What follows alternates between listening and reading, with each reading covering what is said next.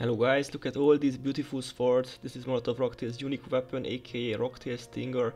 If you need some, just let me know, I farmed too many of those. Anyway, Molotov is a well-known boss located in Darada Uplands. He got his fame for wiping out unprepared groups with a single Devourer siege, which is similar to a Molotov cocktail's explosion. Debs were funny, you know, Rocktail and Cocktail, similar names, similar effects. Of course, using spirits like Shelter or simply flagging heroes far from each other works well against him, but this time let's focus on solo builds. So the first thing I tried was Necro with Spoil Victor, a classic boss farm build, works well against high HP foods and it's quite easy to use. I knew there was a way to face only Molotov without his Rockshot Devourer pop-ups, so I've tried different spots, growing from one side and from the other side, very carefully or just YOLOing, but this no pop thing very rarely happened, like once every 15 runs. If there would be no pop-ups, then no interrupts either, and very easy to kill Molotov with this build.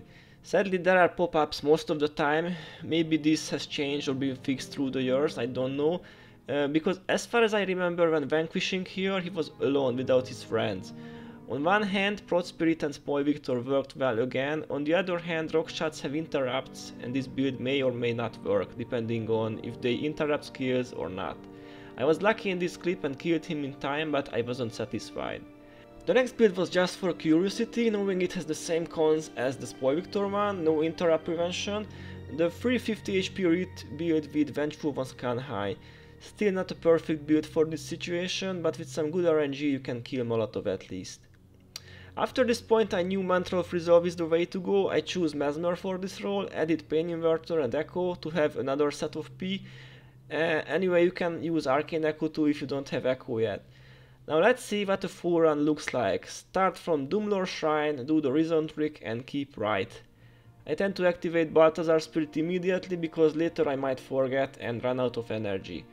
At the beginning I tried running through the forest, but I think this path is easier with fewer groups. And heroes are recommended for the running phase, of course, especially a Paragon hero. When you reach the char group, stop for a while, use Prot Spirit, then a micro make haste fallback incoming on you and flag heroes somewhere around that group. Even if you would get hit by a ranger, you won't die because of the enchantment and heal yourself back very quickly with the shouts. Good to know that Molotov and this other siege devourer has a bigger aggro range than normal. I think this is spirit range. Luckily we can outrun them easily, just keep to the right side and don't stop. Also make sure he's not following you when you aggro Molotov.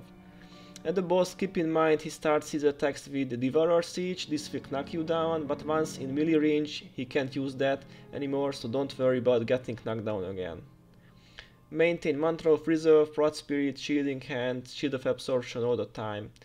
Then copy Pain Inverter, use it on the boss, also hex him with Empathy and repeat these until he's dead.